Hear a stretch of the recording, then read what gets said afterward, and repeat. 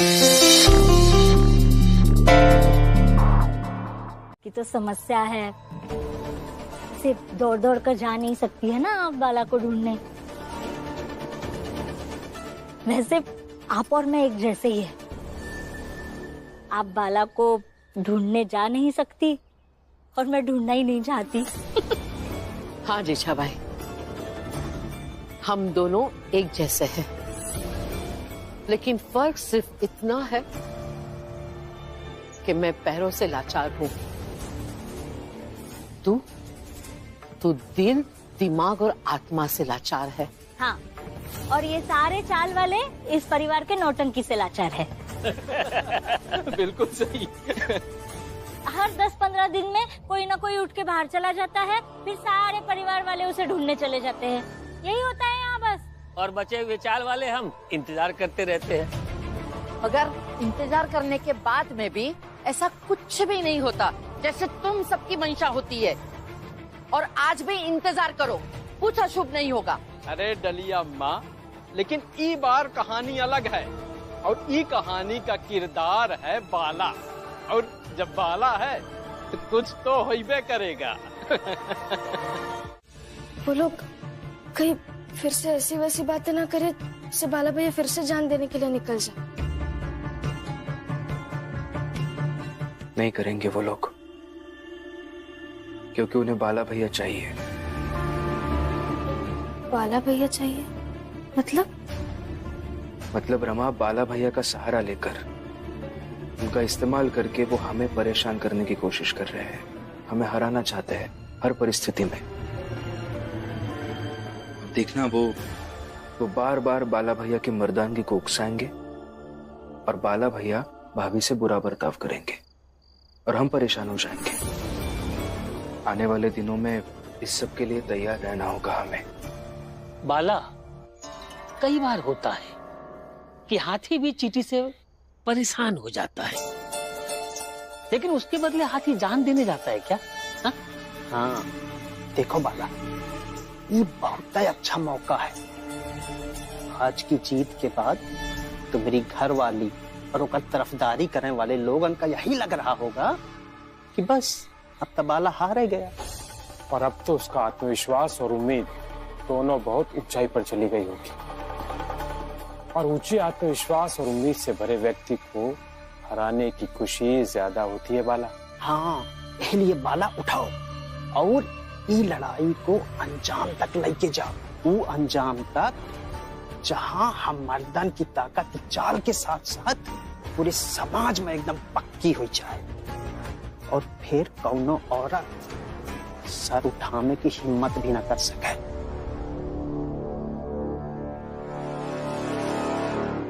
सही कह रहा है आप लिखिए, मैं खाना बनाने जाती हूँ। आ जाओ, तब तक मैं।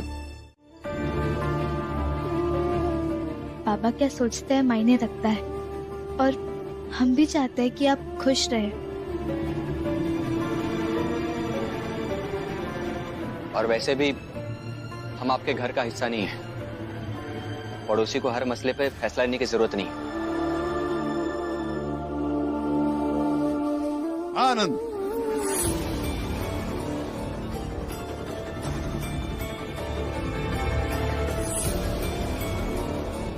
सही कहा तुमने, और यही सच है आप सबके लिए। जय अपना अपना काम कीजिए।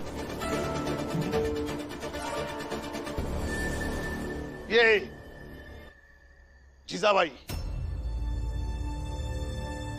घर के 3 औलादों में अपनी औलाद ढूंढ नहीं पाई, खुश नहीं हो पाई, और कहीं और से बच्चा गोद लेने पर ये खुश हो जाएगी। आप सबसे मैं जीजाबाई को ज्यादा जानता हूं।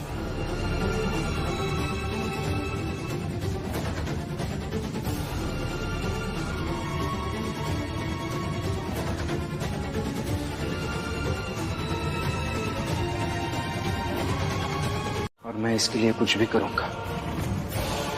मैं इनकी सौतेली माँ थी, इसलिए इनकी माँ नहीं बन पाई शायद, लेकिन इसका मतलब ये नहीं कि दुनिया के किसी भी बच्चे की माँ नहीं बन सकती मैं। प्रचंड देव जी, कमाल कमाल का भोज था ना। ये भी तो कमाल की थी। वैसे एक बात बताओ, तुम लोगों में कोई भोज वगैरह, कोई उत्सव वगैरह नहीं होता क्या? हाँ? कैसी बातें कर रहे हो नरोत्तम? ये छोटी जात वालों की औकात है भोज या उत्सव करने की? और कभी गलती से कोई भोज और उत्सव कर भी दे तो ये भिगमंगे वहां खाना खाने का मौका छोड़ेंगे क्या? तुमने कभी देखा है? हाँ, माटुंगा से बांद्रा तक भीमराव और राम जी को किसी भोज में जाकर खाना खाते हुए? नहीं नहीं नहीं नहीं प्रचंड देव जी, आपका अनुमान गलत है। पहले बुलाते होंगे इस राम जी को, इसके बेटे भीमराव को भोज पर, लेकिन फिर इसका अल्प ज्ञानी पुत्र भीमराव को भोज करवाने वाले परिवार को ही ज्ञान देने लगता होगा। इससे वो भोज करवाने वाला परिवार परेशान हो जाता होगा, तो उन्होंने परेशानी खत्म कर दी। पता है कैसे? इन्हें ना बुलाकर। नरोत्तम जोशी जी। हाँ, प्रचंड देव जी, आप उत्सव से आए हैं, आपका मूड अच्छा है। मुझसे बहस करके अपना मूड खराब मत कीजिए। जय राम जी, बात तो सही कही, हमारा मूड बहुत अच्छा है, लेकिन तुम्हारा मूड सही नहीं लग रहा। क्या हुआ? हाँ, क्या हुआ बताओ, क्या बात, बोलो। हाँ मालिक,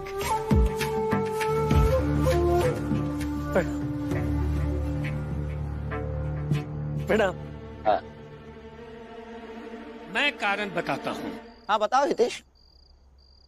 बेटे ने कहा बाप से कि इस उम्र में फिर से बाप बन जाओ। ये सुनकर दिल मिलाकर भाग गया राम जी वहां से। बेटे ने कहा कि बाप बन जाओ, समझे नहीं? मालिक, भीमराव ने कहा बाबा आप और जीजाबाई मिलकर एक बच्चा गोद ले लीजिए, इससे आपका परिवार बन जाएगा। ये सुनते ही भाग आए चाल से। ये क्या हुआ? उड़ाओ हाथ, अभी तो बड़ी ताकत आ गई थी ना।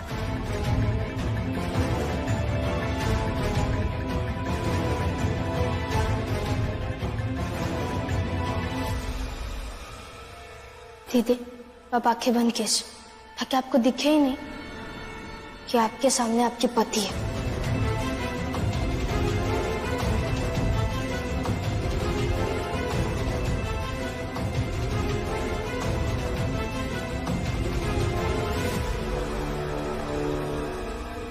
आंखें खोलो। मैंने अभी अभी तुम्हें समझाया ना कि अंधी बन के मत रहो, तो सच का सामना करो। खोलो आंखें।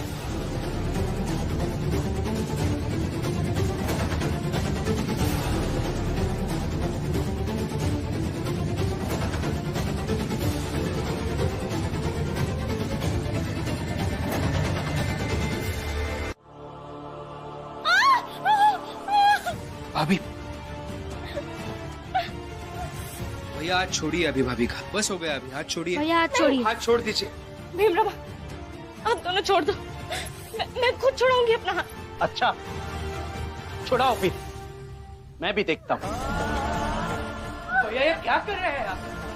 हाथ छोड़िए भाभी का, छोड़िए हाथ, छोड़िए भैया हाथ, छोड़ दो। छोड़ दीजिए भैया, ये क्या कर रहे हैं? छोड़ दीजिए, छोड़ दीजिए भैया। भीमराव, हम दोनों को मेरी कसम है।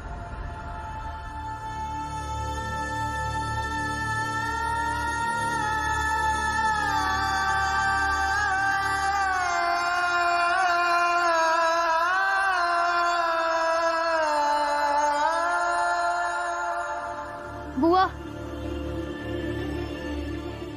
छोड़ दीजिए आई का हाथ, आप जाइए। वैसे भी आपको रोक कर कोई मतलब नहीं है आई।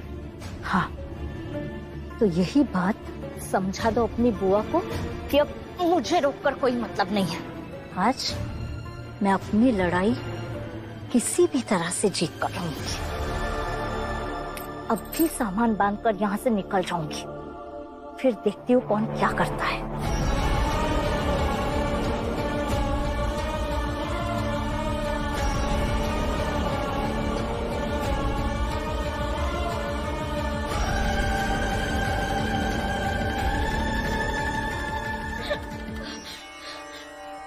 बाला, हाथ छोड़ो।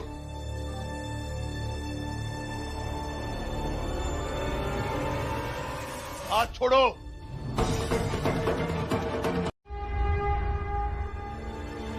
बाबा, ये पानी पीजिए।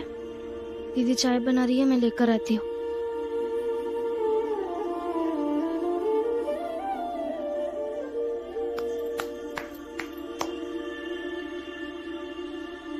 कैसे हैं आप? नहीं, सवाल ही गलत हो गया। ऐसे कैसे बन गए आप?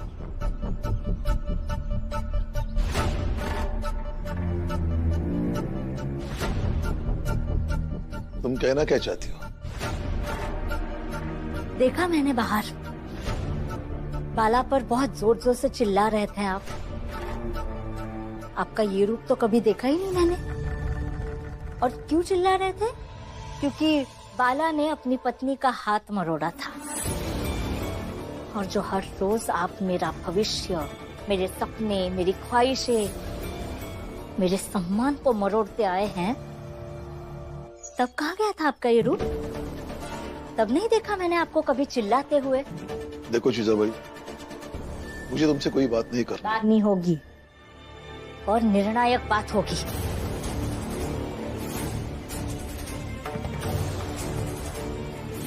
अगर बाला का व्यवहार अपने पत्नी के प्रति बदतमीजी का है, तो आपका भी मेरे प्रति व्यवहार बदतमीजी का ही है। अगर बाला गलत है, तो आप भी गलत है। हाँ, गलत हूँ। बाप बेटे दोनों भी गलत हैं। और कुछ? खुश? जाओ यहां से। और हाँ, ये पति पत्नी के बीच का झगड़ा है, बीच में कोई नहीं बोलेगा। मेरा सबको लेकर बाहर जाओ। कोई कहीं नहीं जाएगा।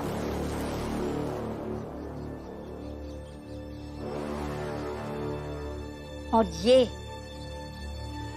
ये तो बिल्कुल नहीं जाएगा।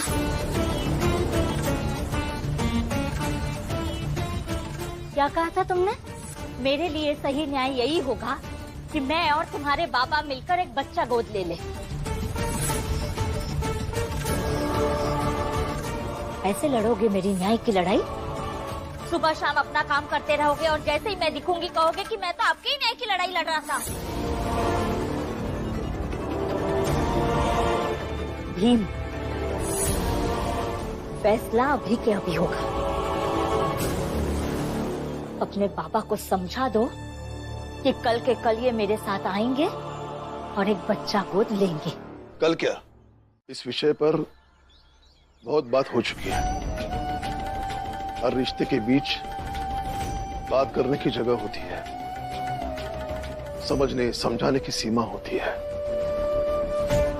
वो सीमा हम दोनों भी लांघ चुके हैं। अब इस विषय पर बात करने की कोई जगह नहीं बची है, इसलिए मुझसे बात मत करो, ठीक है? ठीक है, इस विषय पर बात नहीं करूंगा। बस एक बार इतना सोच लीजिए, ये सब जो हो रहा है वो मेरी आई भीमाबाई कहीं ना कहीं से देख रही होंगी। जाने अनजाने में मुझसे या आपसे किसी भी औरत का अपमान हो गया तो सबसे ज्यादा बुरा उन्हें लगेगा।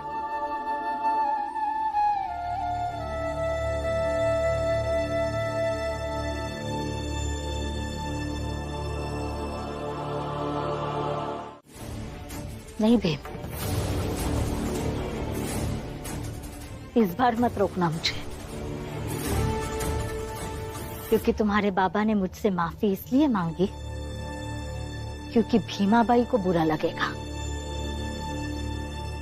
इसमें मैं तो कहीं भी नहीं हूं, इसलिए इस बार मैं रुकूंगी नहीं।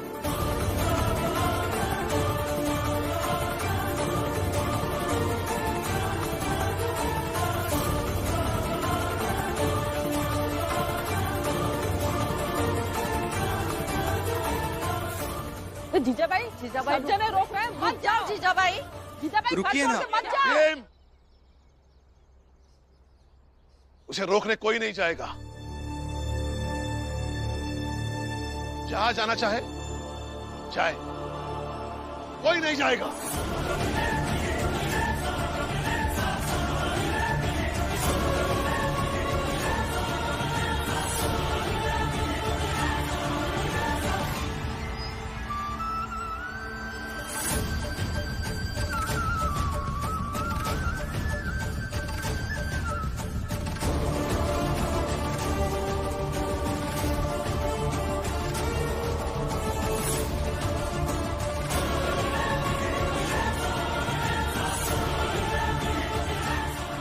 ये सही नहीं किया पापा आपने, और उन्होंने भी। आपको रुकना चाहिए था।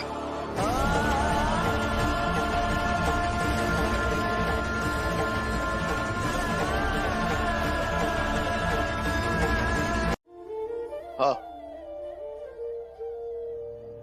समझनी चाहिए।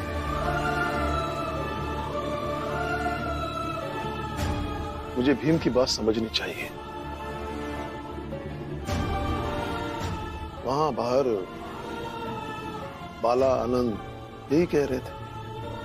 यही बात हितेश, छोकू, जनार्दन कह रहे थे। फुलिया भी यही कह रही थी और तुम भी यही कह रही हो। सबको ऐसा लगता है कि भीम के विचार इतने अच्छे हैं, तो उसके बाबा मान क्यों नहीं रहे हैं। भीम ने कभी सोचा भी नहीं होगा कि हम दोनों ऐसे एक दूसरे के आमने सामने कभी खड़े हो जाएंगे। बाबा, यही तो मैं आपको समझाना चाहता हूं। हम परिवार वाले हैं, हमें आमने सामने खड़ा नहीं होना है। एक दूसरे के लिए एक दूसरे का सहारा बनकर एक दूसरे के साथ खड़ा होना है। बाबा, आपने जो हम सबको कसम दी है कि हम आई को वापस नहीं लाएंगे, उसे वापस ले लीजिए ना। हम आई को वापस लाते हैं।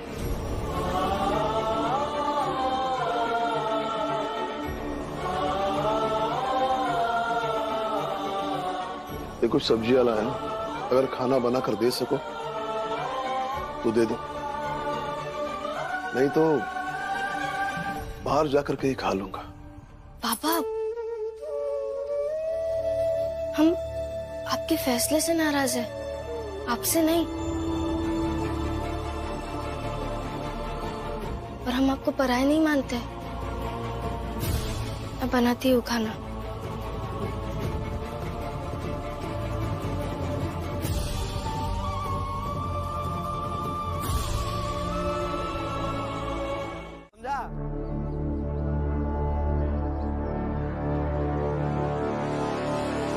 तू तो गवार है, मैं समझाता हूँ इसे। देख, ये है भीमराव। एक तरफ फंसा हुआ है बाला और उसकी पत्नी की समस्या से। जी मालिक। दूसरी तरफ फंसा हुआ है राम जी और जीजाबाई की समस्या से। मालिक। तीसरी ओर है आनंद और लक्ष्मी की समस्या। जी मालिक। और चौथी तरफ से कैसे फंसा है भीमराव पता है? चौथी तरफ से आने वाली है परीक्षा। मालिक, आपने जो भीमराव की चौतरफा मुसीबत को गिनाया है, उसमें भीमराव का दम घुटने लगा। ऐसा सोचकर आपके साथ साथ मुझे भी बहुत मजा आया। मैं तो बस जानकारी ला कर देता हूँ आपके पास। आप जो कहेंगे वो मैं करूंगा, लेकिन सोचेंगे तो आप ही ना मालिक। एकदम सही कहा हितेश, सोचूंगा तो मैं। मालिक देख, भीमराव का दम घुटने लगेगा इन समस्याओं से, और ऐसा मैं करूंगा।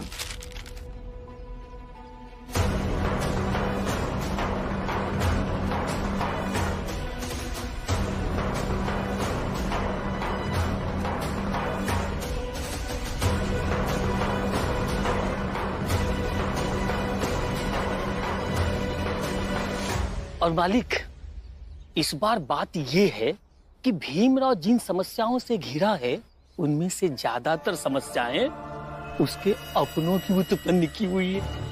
रात में आनंद और बाला ने भी राम जी को सुना दिया। हाँ, चाल की फुलिया उसने तो साफ साफ राम जी से कह दिया, राम जी भाऊ, जब आप खुद ही भीमराव के विचारों से सहमत नहीं हैं, तो ऐसा क्यों न कहा जाए कि भीमराव के विचार वाहियात होते हैं जिसे उसका बाप भी पसंद नहीं करता।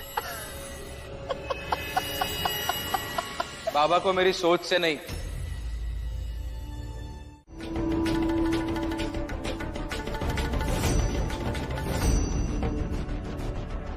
हाँ बाला, देखो मेरी बात का असर हो ही रहा है। अरे बहादुर पति हो तुम। अरे आने तो दो उसे, फिर दिखाता हूँ बहादुरी। बाला, ये क्या तरीका है? ऐसा व्यवहार काहे कर रहे हो अपनी पत्नी के साथ? भीम की वजह से कर रहा हूँ ये सब। अगर वो ये शर्त वर्त छोड़ दे और इसे मेरे साथ जाने दे तो करना ही नहीं पड़े ये सब। चला जाऊंगा मैं। बाला, भीम का नाम झूठ में मत फंसा। खुद बुरा कर रहा है और दोष भीम को दे रहा है। वाह बाला वाह।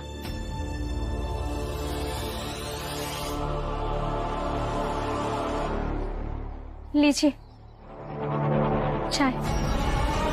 शर्त तो याद है ना? अब मैं तुम्हारे हाथ से चाय तभी पीऊंगा जब तुम खुद अपना हाथ मुझसे छुड़ा पाओगे। बाला, कुछ तो शर्म करो। बाबा, आप शांत हो जाइए और देखिए कि आपकी बहू कितनी बहादुर है।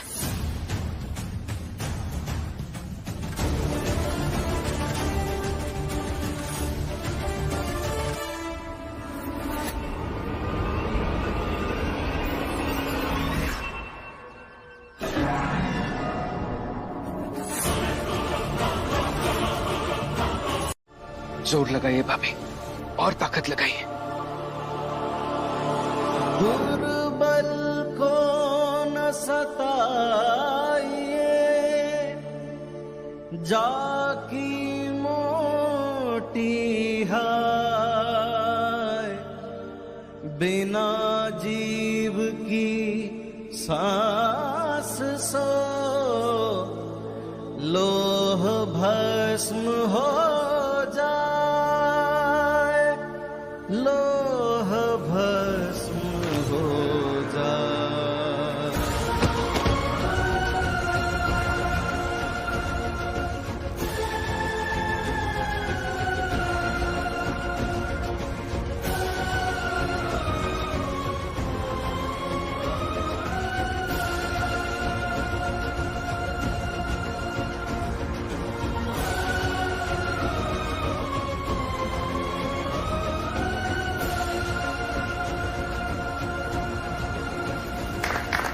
बचाइए आप सब, क्योंकि किसी भी पत्नी को ऐसे अपने पति को गिरे हुए हारते हुए देखना अच्छा नहीं लगता।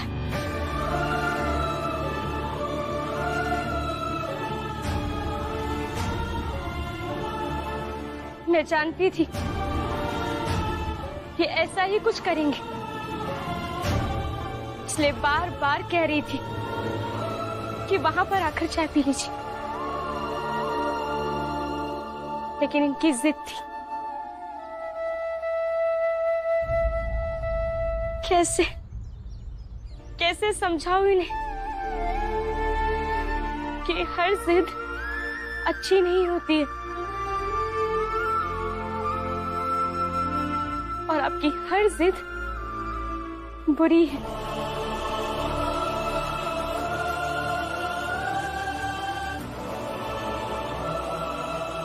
कैसे समझाऊं?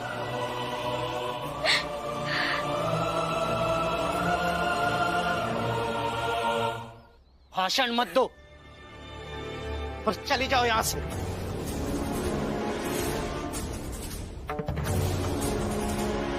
पता नहीं कौन सा जादू टोना करके आई है, वरना तेरी हैसियत है उससे कलाई छुड़ाने की, मुझे गिराने की।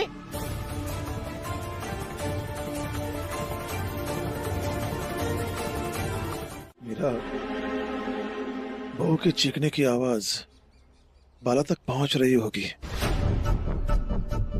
लेकिन उसका चेहरा तो देखो, एक सेकंड तक नहीं दिख रही है। हमारा बाला कितना निष्ठुर हो गया है। नहीं बुआ, बाबा ऐसा नहीं है। देखिए तो सही, बाला भैया चाय पी रहे हैं।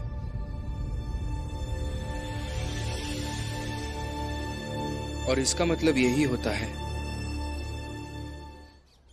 कि आज बाला भैया एक हिस्सा हार गए और भाभी एक हिस्सा जीत गई। 10 दिन की शर्त है बाबा, बस 2 ही दिन हुए हैं। अब देखिए आने वाले 8 दिनों में बाला भैया का अहम पूरी तरह से पिघल जाएगा। सिर्फ 8 दिन बचे हैं। इन 8 दिनों में भीम को हरा कर यहां से जाऊंगा। प्रणाम मालिक, प्रणाम मालिक। क्या हुआ? आप तो क्यों आ रहा है देश? मालिक, एक नई खबर लेके आया हूं। कैसी खबर?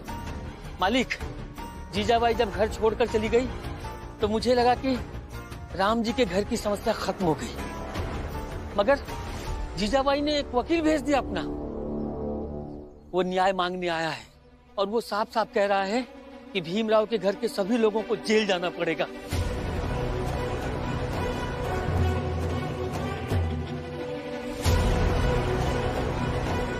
हितेश, मालिक सच बोल रहा है ना?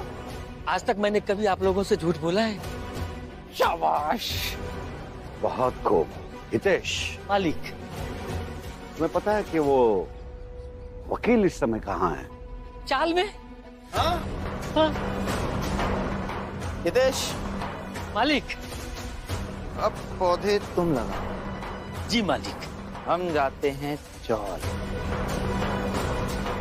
चौल जाकर उस वकील से मिलते। जी मालिक। प्रचंड देव जी, चलिए। बढ़िया काम किया।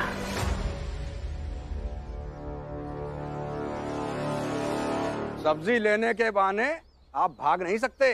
भाग नहीं रहा हूं, सब्जी लाने ही जा रहा हूं। और आप जाइए, आपको जो करना है कीजिए। और हाँ, जीजाबाई की हालत की जिम्मेदारी सिर्फ मेरी बनती है। आपको जो भी केस करना है मुझ पर कीजिए। अगर कानून सजा देगा तो मैं भुगतूंगा और कोई नहीं।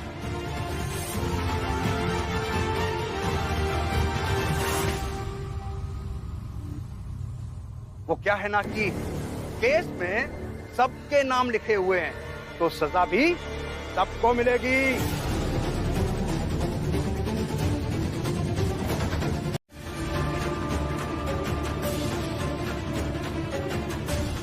और भीमराव की पढ़ाई बंद हो जाएगी।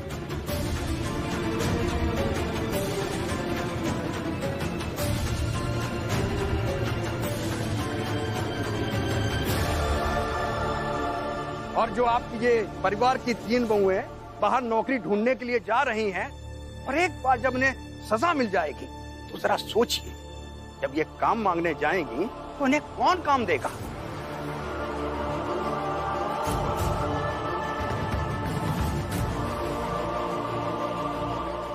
और आनंद, सुना है बहुत बीमार रहता है। ये तो सजा काटते काटते ही निपट जाएगा। बस, माफ कीजिएगा, लेकिन आप ज्यादा बोल रहे हैं। अब एक शब्द और नहीं। आई के साथ सही हुआ या गलत उसका अलग हिसाब है, लेकिन आप मेरे पति के बारे में कुछ नहीं बोलेंगे। अभी तो सिर्फ बोल रहा हूँ, ये आगे सब तुम्हारे सामने होगा, तब देखना। देख लेंगे, सब कुछ देख लेंगे। फिलहाल आप यहां से जाइए। देख क्या रहे, जाइए।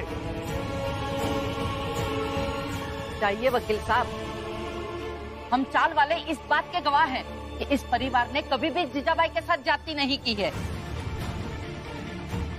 और इतना तो आपको भी पता होगा वकील साहब कि बच्चा गोद लेना किसी एक की इच्छा से नहीं, बल्कि पति पत्नी दोनों की सहमति होनी चाहिए।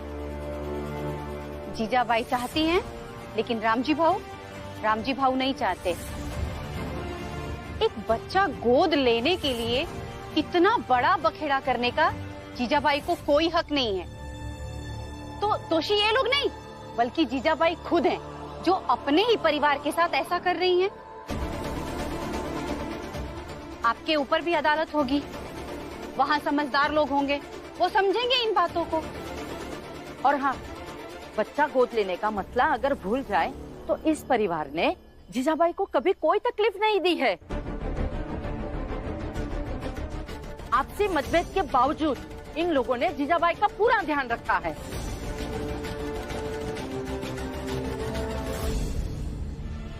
वकील साहब, आप जाइए। और रहा सवाल कानूनी लड़ाई का, तो वो आपका अधिकार है। वैसे ही वो जीजाबाई जी का भी अधिकार है, लेकिन मुझे ऐसा लगता है कि ये लड़ाई कानूनी लड़ाई से ज्यादा सामाजिक और नैतिक लड़ाई हो सकती है। मैं क्या सोच रहा था कि भीमराव के जो खिलाफ हैं, वो सब एक साथ एक होकर जीजाबाई के साथ और रामजी के खिलाफ अदालत में गवाही देंगे, ताकि जीजाबाई को बच्चा गोद मिल सके और भीमराव हार सके। अरे हितेश बाबू, इस बार जीजाबाई का साथ भीमराव दे रहा है, और अगर हम भी जीजाबाई का साथ देंगे तो इसका मतलब तो यही हुआ ना कि हम भीमराव के साथ हैं। हाँ, अरे इस बार भीमराव को हराने के लिए भीमराव और जीजाबाई का साथ देना बहुत जरूरी है। कहा बोला हितेश बाबू, उनका तो कुछ समझे नहीं आ रहा। वही तो, तुम्हारे पास तो दिमाग ही कम है। अरे नरोत्तम जोशी ने समझाया कि कैसे इस बार भीमराव का साथ देकर भीमराव को हराना है।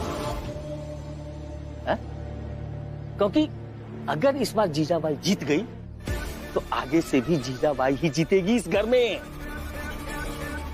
समझे? अरे लड़ाई बच्चे का तो है ही नहीं, केस का है। एक बार अगर भीमराव केस में फंस गया तो समझो उसकी छात्रवृत्ति गई। ठीक है, फिर ई बार हम जीजाबाई का साथ जरूर देवे। हाँ, सही कहा जोकू बाबू ने। वैसे भी औरतों का साथ देना ही। हम समाज में औरतों की दशा को सुधारने की कोशिश करते हैं, और आपके यहाँ एक औरत के साथ ज्यादती हुई है, और इसलिए हम सब यहाँ आए हैं। कोई ज्यादती नहीं हुई है। हुई है। केस दाखिल होने पर हमें सब पता चल जाता है, और हम ऐसे ही न्याय दिलाने के लिए निकल जाते हैं। आपको जीजाबाई की बात मानकर बच्चा गोद लेना ही पड़ेगा। ऐसा कभी नहीं होगा, कभी नहीं होगा। चाहे पूरी दुनिया कहे कि मुझे बच्चा गोद लेना चाहिए, लेकिन मैं बच्चा गोद नहीं लूंगा, मतलब नहीं लूंगा। तो फिर आप गलत कर रहे हैं। तो फिर आपका ये चेहरा पूरी दुनिया के सामने आना ही चाहिए। अगर आपको लगता है कि मैं गलत हूँ तो गलत हूँ। ऐसे नहीं बात सकते हैं। अरे क्या करें आप, तुझे अभी जवाब देना ही होगा। अरे क्या करें आप, तुझे अरे मेरी बात नहीं होगा। अरे मेरी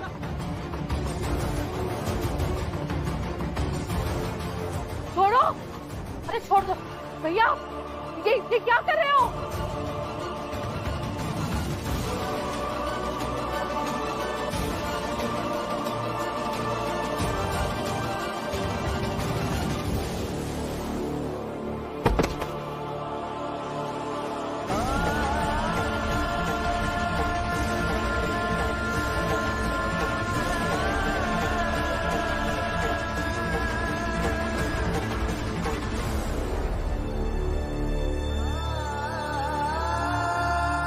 बाबा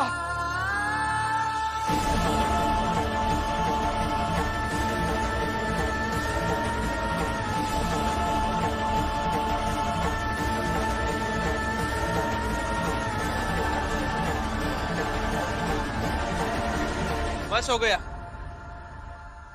हट जाइए सब यहाँ से। आप भी वहां जाकर खड़े हो जाइए। भैया आप ठीक तो है ना? उठिए बाबा, उठो, आइए। संभाल के आइए। राम जी, आप सामाजिक अपराधी हैं। एक स्त्री के साथ गलत व्यवहार किया है आपने। सामाजिक अपराधी?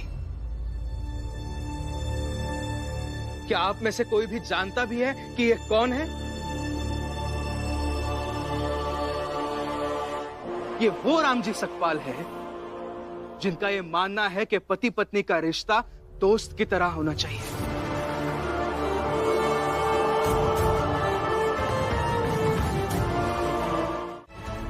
बाला भैया, कम से कम समय देखकर बुला कीजिए। क्यों? जब तुम्हें बाबा से शिकायत थी और तुम घर छोड़कर निकले थे, वो समय सही था।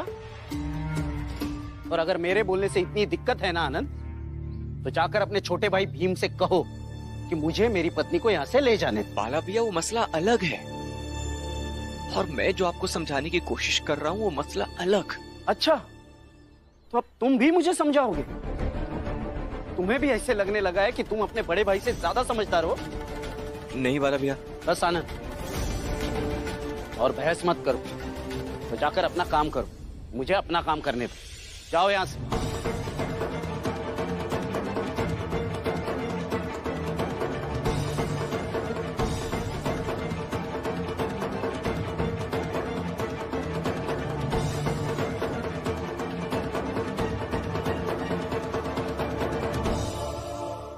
ये सब तेरे कारण हो रहा है। इस सब की जिम्मेदार तू है। समय से पहले मेरे भैया को कमजोर बना दिया तूने। हम सबने बहुत कोशिश की कि तू सही राह पर आ जाए। हार के हम सब हार गए।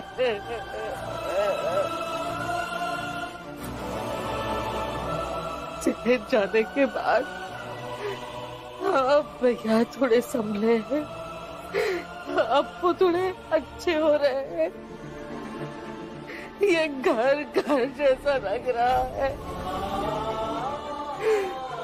चीचा भाई, मैं तुझे इस घर में वापस नहीं आने दूंगी। किसी भी हाल में तुझे इस घर में वापस नहीं आने दूंगी मैं। वकील रामजी और भीम अलग लड़ाई लड़ेंगे और एक लड़ाई मैं लड़ूंगी चीचा भाई। एक लड़ाई मैं लड़ूंगी। मैं इस घर को और बर्बाद नहीं होने दूंगी।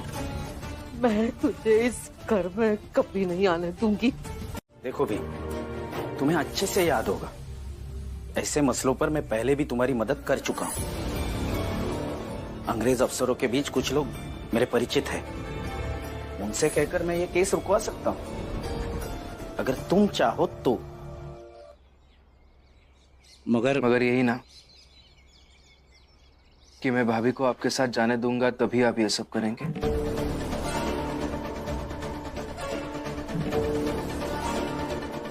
हाँ, तो फिर भैया आप हमारी मदद ना करें तो ही सही। और वैसे भी मैं चाहता ही नहीं हूं कि ये केस रुके, क्योंकि अंत में वही जीतेगा जो सही होगा।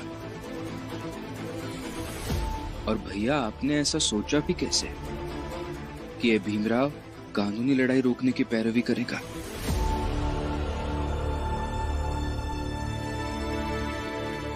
रमा कब तक लौटेगी? पता नहीं, जब काम खत्म होगा तब आ जाएंगे। मतलब अगर काम देर शाम तक खत्म नहीं हुआ तो वो देर शाम तक नहीं लौटेगी?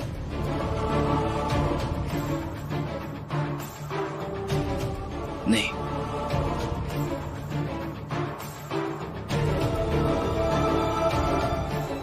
छोड़ो,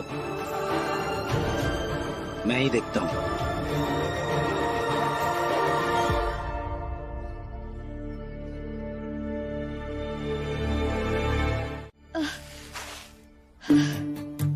देखना रमा, ऐसे वाले लोग हमसे कैसा कैसा काम करवाते हैं। मिट्टी से कंकड़ निकालना, घर की साफ सफाई करवाना। अगर हम गरीब लोगों को ये काम मिला होता ना, पूरे घर परिवार के साथ मिलकर खुद ही कर लेते।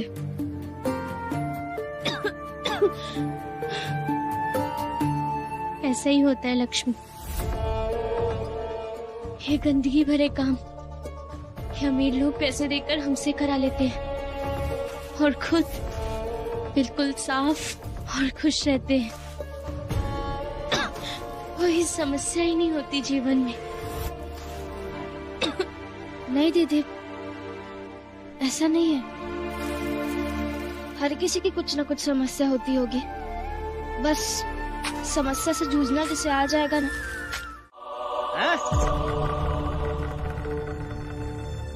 देखिए, दीदी की तबीयत अचानक से बहुत खराब हो गई है, हम इन्हें घर छोड़ कर आते। तो मैं क्या करूं?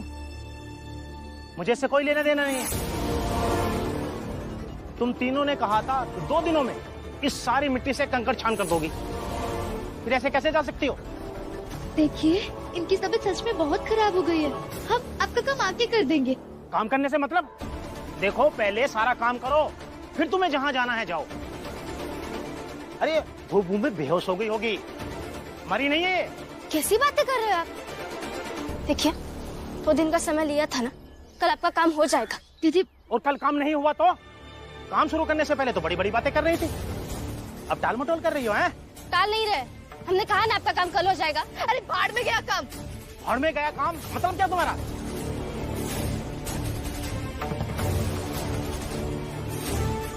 करुणा, करुणा, क्या हुआ करुणा को? पता नहीं वाला भैया, अचानक से बेहोश हो गई बस। मैंने कहा था ना तुमसे, इससे काम नहीं हो पाएगा। करुणा भैया, आप दोनों इन्हें घर लेकर जाइए, मैं इनसे बात करके आती हूँ।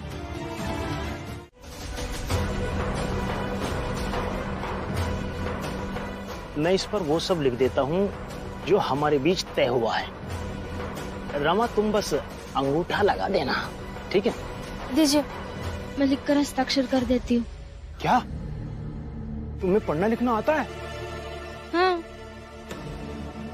भीमराव अंबेडकर की पत्नी हूँ। उन्होंने अपना पूरा जीवन शिक्षा को समर्पित कर दिया है, तो उनकी पत्नी ऐसे अनपढ़ रहती तो अच्छा लगता क्या? दीजिए। हाँ, ये लो।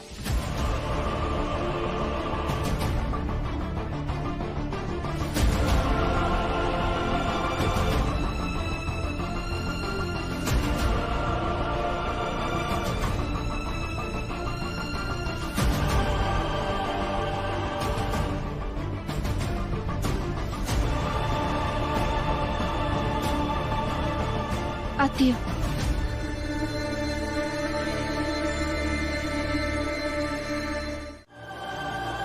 लेकिन मुझे लगता है कि आपको दीदी को नहीं रोकना चाहिए। फिर वही बात, कैसी बातें करती हो तुम? 10 दिन का समय है, आने वाले 10 दिनों में मुझे यह साबित करना है। फिर दीदी को करने दीजिए ना,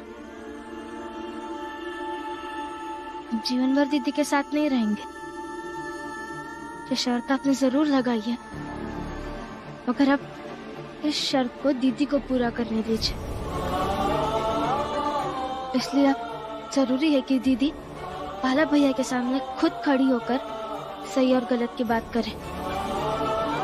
और यही सही समय है कि दीदी अपने पति के सामने खड़ी होकर पत्नी होने का अपना अस्तित्व और महत्व बताए। और हम दीदी का बस साथ देंगे, दीदी को अपनी लड़ाई खुद लड़ने देंगे।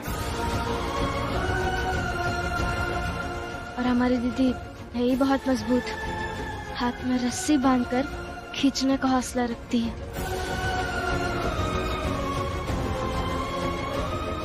देखा भैया, भीम और रमा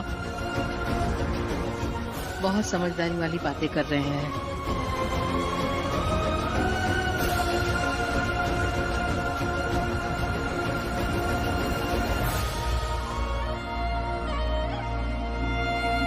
सीधी बातें भर देंगे और एक दिन तुम्हें मार डालेंगे।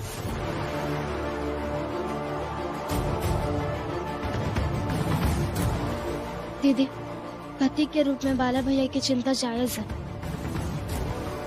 वो चाहे आपके साथ जैसा भी व्यवहार करते हैं, मगर प्रेम करते हैं, इसमें कोई संदेह नहीं है।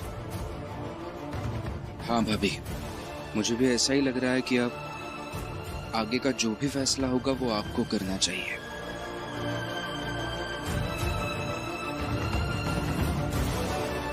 बाला को ऐसे लगता है कि हमने तुम्हें यहाँ जबरदस्ती रखा है। वो सब काम हम तुमसे जबरदस्ती करवाना चाहते हैं, इससे तुम बीमार हो, तुम्हें तकलीफ हो, तुम परेशान हो। लेकिन सच बात यह है कि हम तुमसे कोई भी काम जबरदस्ती करवाना नहीं चाहते। राम जी भाऊ, लेकिन बाला अपनी पत्नी को यहाँ से ले जाएगा तो फिर से वही नौटंकी करेगा ना। दीपक की माँ, ये हमारे घर का मसला है, हम खुद हल कर लेंगे, आपको बीच में बोलने की जरूरत नहीं है। अरे पति पत्नी के बीच हमेशा पंचायत लगाकर सरपंच बैठाना ठीक नहीं है कि कौन कब सही कर रहा है, कौन गलत कर रहा है। सुनाई नहीं दिया आपको? बाला ने अभी क्या कहा? ये उसके घर का मसला है और आप भी उसके घर से उतना ही दूर हैं जितना कि हम। तो शांत रहिए।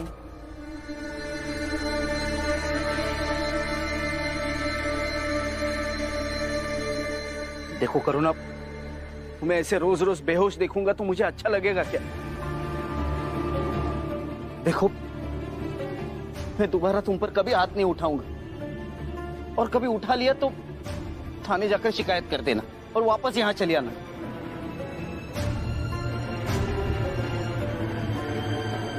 लेकिन मैं तुम्हारे हाथ जोड़ता हूँ, अभी यहाँ से चलो।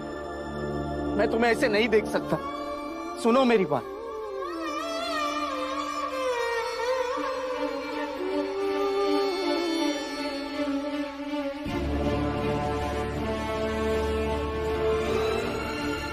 एक बार बस तुम यहाँ से चलो तो फिर कभी यहाँ आ ही नहीं पाओगी।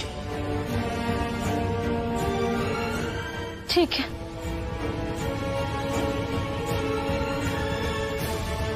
मैं सच कह रहा हूं, मैं दोबारा तुम्हें शिकायत का मौका नहीं दूंगा। आप यहीं पर रुकिए, मैं अभी आती हूँ।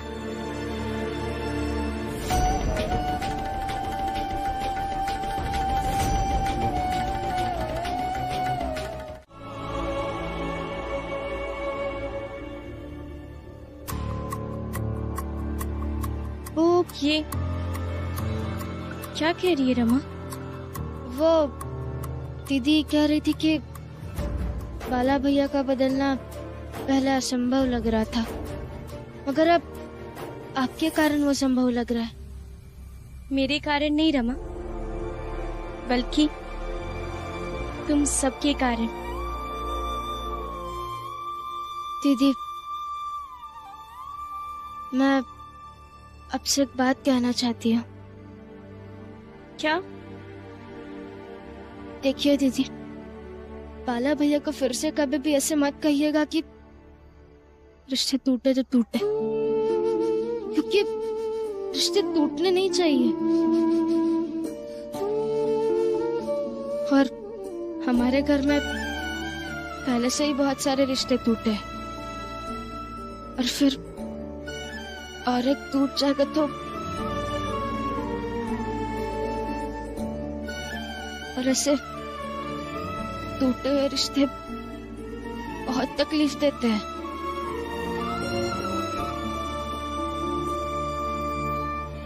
अभी तक मैंने मेरे जीवन में जितना देखा है ना, उससे यही सीखा कि घर की दीवारों में दरार आए तो आए, लेकिन रिश्तों के बीच में कभी दरार नहीं आनी चाहिए।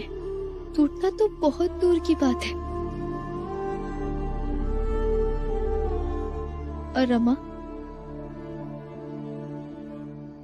इस बात का एहसास है मुझे कि मेरी वजह से पापा और इनके रिश्ते के बीच में दरार आ गई है, और इसका दुख तुझे और मुझे, हम सबको है।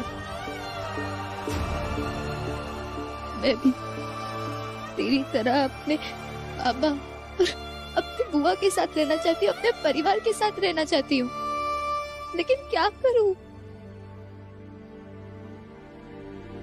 लेकिन मैं पूरी कोशिश कर रही हूँ कि हम सब फिर से एक साथ आ जाए।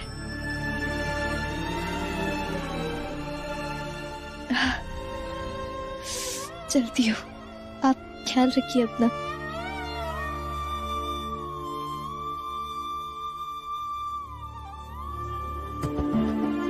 चलिए, आपकी तबीयत ठीक नहीं है, आप आराम कीजिए, घर चलिए। लक्ष्मी,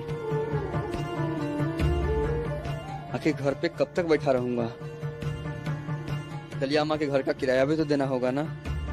हाँ तो मैं हूँ ना, मैं जल्द से जल्द कोई काम ढूंढ लूंगी। आप बस आराम कीजिए, जल्दी से ठीक हो जाइए। और हाँ, कल से आप काम ढूंढने नहीं जाएंगे। मुझे जाना होगा लक्ष्मी, पर अगर किस्मत में लिखा होगा मरना तो कौन रोक लेगा? और कभी कभी तो ये सोचता हूँ कि मेरी तबीयत की वजह से तुम इतनी परेशान रहती हो,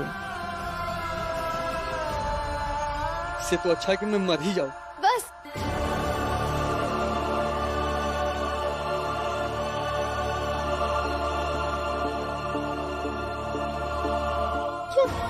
क्या बोल रहे हैं आप? सही कह रहा हूँ लक्ष्मी, अगर मैं नहीं रहूंगा तुम्हें सिर्फ अपने लिए मेहनत करनी पड़ेगी। कम से कम मेरे लिए परेशान तो नहीं रहोगी तुम।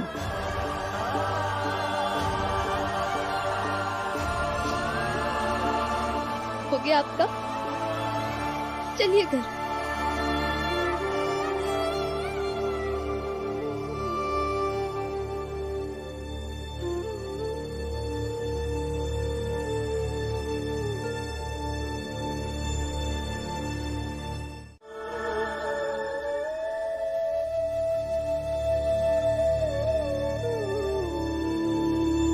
मेरा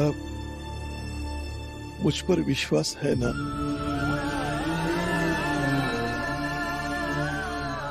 मुझसे भी ज्यादा आप पर विश्वास है। मैं सामान बांधती हूँ। रुको मेरा,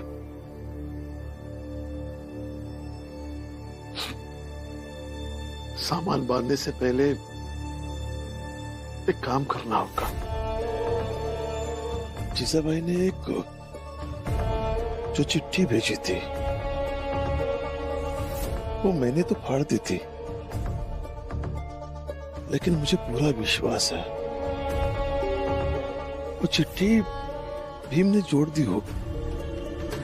उस चिट्ठी पर जीजा भाई का पता था, उस पते पर मुझे जवाब भेजना है। मुझे ऐसा लगता है कि वो चिट्ठी भीम की डायरी में हो। उस डायरी से वो चिट्ठी लाकर मुझे दे दो,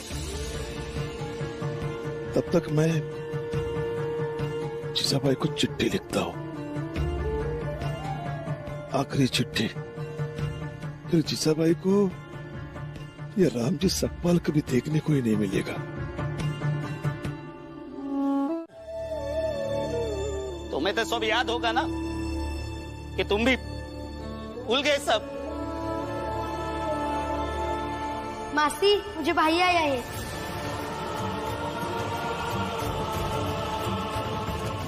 वो आप सातारा, ज्यादातर लड़ाई में मैंने तुम्हारा साथ। अरे सातारा की छोड़ो, क्या बम्बई में जब तुम सबको चाल से बाहर निकाला गया तब भी तुम्हारे लिए कुछ लाया हूँ, देखो क्या है इसमें। कुछ जरूरी कागजात है, शायद तुम्हारे काम आ जाए। वो जब तुमने क्रिकेट की शर्त लगाई थी तब भी, तो तुम्हें याद है जब दीपक अगवा हुआ तो तुम उस प्रचंड देव के लठे से लड़ रहे थे, तब कौन आया था तुम्हें बचाने? मैं।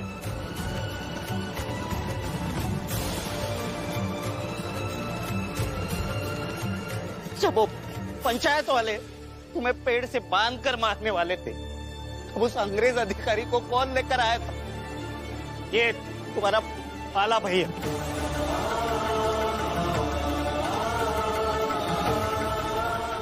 ये लोग कहां से आ गए? इन सबको मैं लेकर आया हूं। ऐसे न जाने कितनी बार मैंने तुम्हारा साथ दिया भीम, तो तुमने मेरा साथ कब दिया? बताओ, कब दिया तुमने मेरा साथ?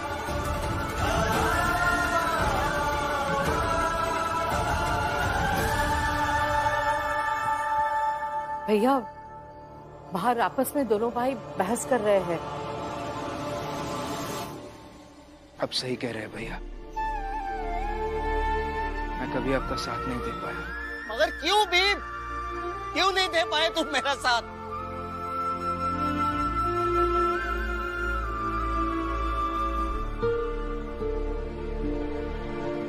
कैसे मैं तुमसे प्यार करता हूं, तुम नहीं करते मुझसे प्यार। हर समय बस मुझे गलत साबित करते रहते हो। सबके सामने बस ये दिखाते रहते हो कि तुम्हारा बाला भैया ना समझ है ना?